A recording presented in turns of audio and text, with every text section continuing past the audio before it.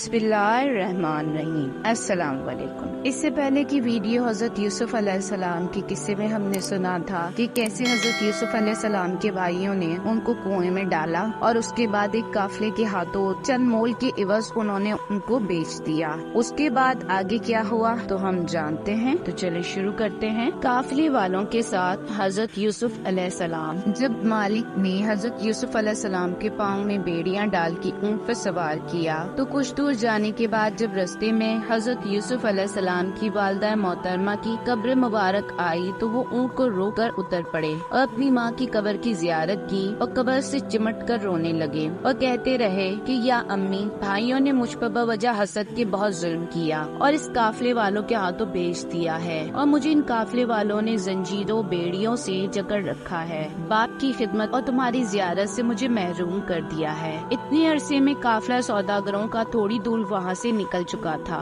एक शख्स इसी काफले से पीछे दौड़ा हुआ आया और वो आकर बोला, अरे तू अब तक यहाँ है? सच है तू भगोड़ा है मालूम होता है। और ये कहकर इस शख्स ने हजरत यूसुफ अलैहिस्सलाम को एक ऐसा जोरदार तमाचा मारा कि इस वक्त हजरत यूसुफ अलैहिस्सलाम की आंखों के आगे अंधेरा सा हो गया। ये हालात देख कर हजरत यूसुफ अलैहिस्सलाम ने इस वक्त आसमान की तरफ निगाह की और रो रो कर कहने लगा, खुदाया इन जालिमों के शर से मुझे बचा और ये तकलीफ मैं बर्दाश्त नहीं कर सकता जो मुझ पर गुजर रही हैं। और ए मेरे खुदा, ये तुझको खूब मालूम है कि मैं बेकसूर हूँ। फिर इसके हजरत यूसुफ अलैहिस्सलाम इस काफले में जा मिले। ये अल्फाज अल्लाह रब्बुल इज्जत ने हजरत यूसुफ के कबूल फरमाए और फौरन एक अबर जिसमें हवा भी सख्त तेज थी वो इन पर बरसने लगा और इसमें बिजली की कड़क व धमक बहुत तेज थी और अबर उन पर बहुत शदीद बरसा। वो आपस में कहने लगे कि देखो किसकी गुनाह से हम इस नागहानी आफत में मुब्तला हुए। जिस शख्स ने हजरत यूसुफ अलैहिस्सलाम को अभी तमाचा मारा था उसने कहा,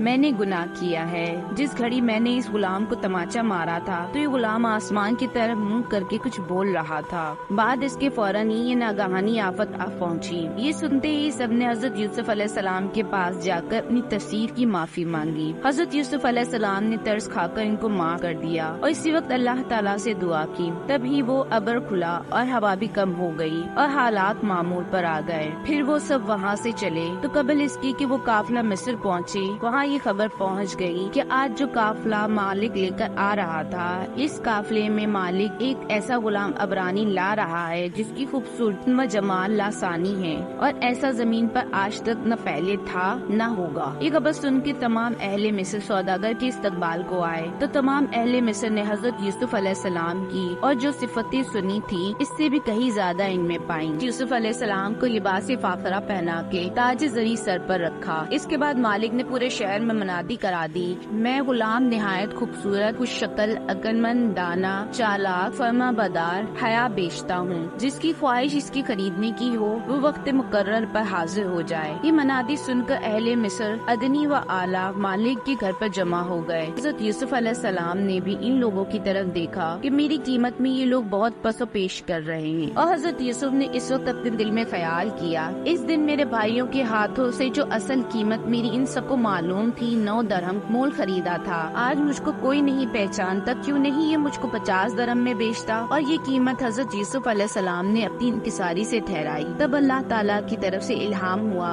कि ए यूसुफ, तूने एक रोज आईने में अपनी शक्ल और सूरत देखकर फखर से अपनी कीमत का आप ही मोल ज्यादा ख्याल किया था और आज निहायत अजज़ व इंकिसारी से अपनी कीमत कम कही। इसी वजह से अब तुझ पर फजल खुदा होता है और अब तू देख तेरी कीमत किस कदर ज्यादा होती है और तुझ पर कितना फजल खुदा होता है। मालिक ने हज़रत यूसुफ अलैहिस्सलाम को लिबास फाखरा पहनाकर कुर्सी पर बिठा दिया। फिर इसके बाद पुकार लगाई कि 1000 बद्र अशरफी इस गुलाम की कीमत से क्या कोई है इसको खरीदने के वास्ते तैयार। और लुगत में बदरा कहते हैं एक थैली को जिसमें 1 दरहम भी होते हैं और 10,000 दरहम भी होते हैं और 7,000 दीनार को भी कहते हैं। और साथ ही ये भी कहा गया 7,000 अद्द मरवारिद और 7,000 जामा अतलस रूमी और 1000 कसब यानी मिस्री जामा, 1000 ऊँट बगदादी, 1000 घोड़े अरबी माँ जैन व लगाम जरीन के और 1000 लौंडिया रोमी और 1000 गुलाम खताई और 1000 शमशीर चाहिए। जब ये कीमत ठहरी तो जितने खरीदार थे सब के सब चुप रहे।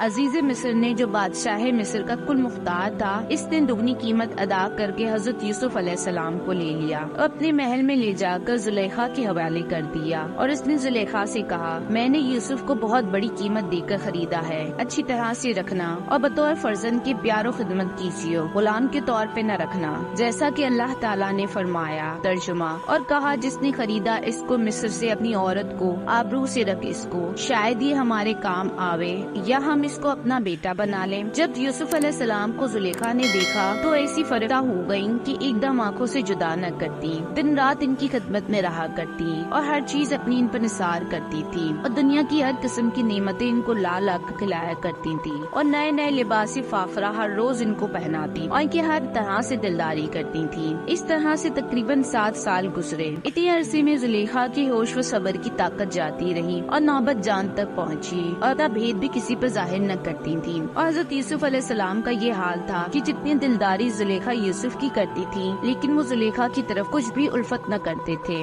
جب کبھی زلیخا اپنے غرض کی باتیں حضرت یوسف علیہ السلام سے کرتی تھی تو وہ اس کا کوئی جواب نہ دیتے تھے۔ اس حالت میں حضرت یوسف علیہ السلام زلیخا کے پاس تقریباً 7 برس رہے، لیکن باوجود اتنی قربت کی انہوں نے کسی بھی وقت فعال شنا کا خیال نہ کیا اور ہمیشہ اس سے باز رہے۔ زلیخا اپنی پوری کوشش برابر کرتی رہی لیکن اپنے ناپاک ارادے میں کبھی کامیاب نہ ہو سکی اور کوئی تدبیر کارگر ثابت نہ ہوئی۔ اس فکر میں رات دن نڈھال رہنے لگی۔ اتفاقاً ایک بوڑھی عورت ہمسائے نے زلیخا سے کہا اے زلیخا خیر تو ہے، پہلے تو میں تجھ کو بہت خوش و خرم دیکھتی تھی لیکن اب چند روز سے تم کو بہت فکر مند دیکھتی ہوں۔ آخر ایسی کون سی خطرناک بات سامنے آ گئی ہے جس کی فکر تم کو غمزدہ کیے ہوئے ہے اور تم کو بے قرار دیکھ رہی ہوں؟ اسی غم و فکر میں تیری صورت بھی تبدیل ہو گئی ہے، آخر اس میں کیا ماجرا ہے؟ نہایت دبی ہوئی آواز میں زلیخا اس بوڑھی عورت سے بولی کہ ایک غلام عبرانی کے عشق نے مجھ کو جو غم میں ڈالا ہے، اس نے اپنے عشق میں ایسا پھنسا دیا ہے کہ میں ہر وقت اس کے چہرے کو دیکھتی رہتی ہوں، لیکن فی الحقیقت وہ ایسا سندیل ہے کہ میری طرف ایک نظر بھی نہیں دیتا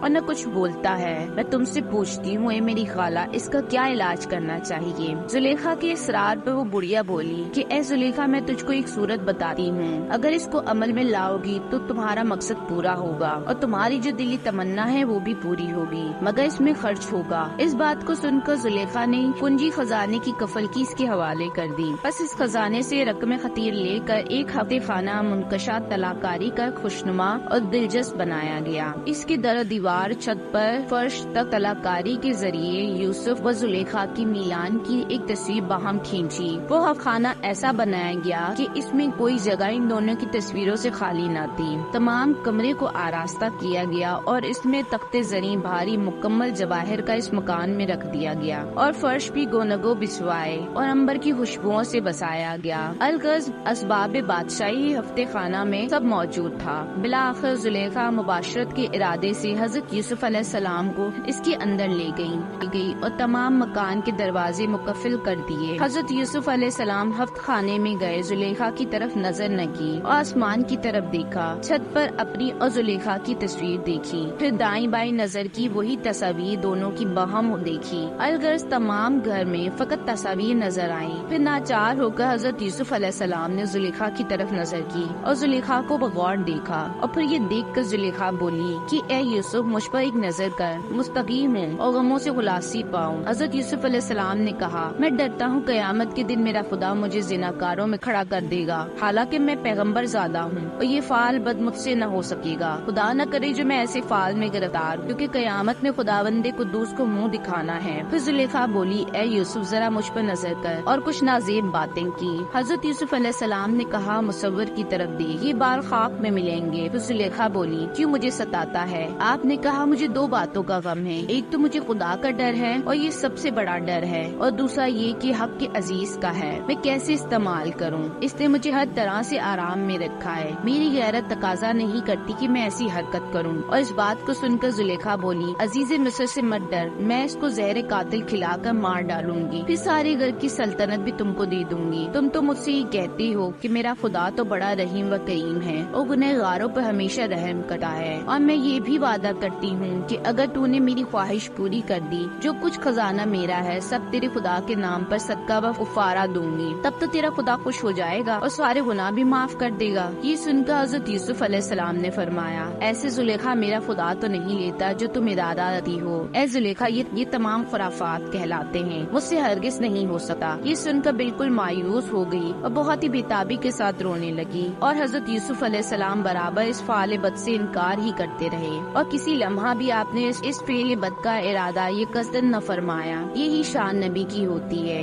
بار بار اصرار پر حضرت یوسف علیہ السلام کچھ مائل ہوئے، پھر دل میں سخت اندیشہ کرنے لگے۔ بعض محققین نے یہ بتایا ہے کہ حضرت یوسف علیہ السلام طرف مائل ہونے کے وقت پیغمبر نہ تھے، وہ جوان تھے، انسان تھے، اور دوسرا یہ کہ جو فعل نہیں کیا ہو مواقع نہیں۔ بعضوں نے لکھا ہے کہ شاید حضرت یوسف علیہ السلام اس لیے اندیشہ کرتے تھے کہ اگر شوہر اس کا نہ ہوتا تو میں اس سے نکاح کر لیتا۔ اور مفسرین نے تفسیروں میں لکھا ہے کہ حضرت یوسف علیہ السلام نے جب زلیخا کو درجہ مسترب دیکھا، اپنی جان مستعد ہوئی، تب آپ نے ارادہ کیا میں زلیخا سے رہائی پاؤں۔ بعضوں نے لکھا کہ دلیل سے یوں ثابت ہوتا ہے کہ یوسف نے جب یہ دیکھا زلیخا نے دروازے بند کر دیے اور اپنی جان دینے پر مستعد ہوئی، تب ناچار اس کے سوا کوئی رہائی نہ دیکھی اور اس کی طرف مخاطب ہوئے۔ قمیض میں اور ازار بند میں ساتھ ساتھ گرات دے رکھی تاکہ اس کے کھولنے میں تاخیر ہو۔ حضرت یوسف علیہ السلام اللہ کی طرف نظر کیے ہوئے تھے کہ اتنے میں زلیخا نے خوش مخلوط ہو کر جلدی سے ان کا ہاتھ پکڑ لیا اور یوسف علیہ السلام کی ازار بند کی ایک گرہ کھولنے میں لگتی، دوسری گرہ بند لگ جاتی اور حضرت یوسف علیہ السلام کا دھیان اس وقت اللہ تعالیٰ کی طرف تھا۔ پھر ایک آواز غیب سے آئی کہ اے یوسف مت اس کے مکر و فریب میں آ اور نہ اس کی طرف کوئی توجہ کر، اگر تو نے اس طرف توجہ کی تو فعل بد کا مرتکب ہو جائے گا، تیرا نام بھی خدا کی آئس جن کی پادائش میں انبیاؤں کے دفتر سے مٹا دیا جائے گا اور نامعلوم خدا تیرے ساتھ کیا معاملہ کرے۔ تب سنتے ہی یہ الفاظ حضرت یوسف علیہ السلام دروازے کی طرف دوڑے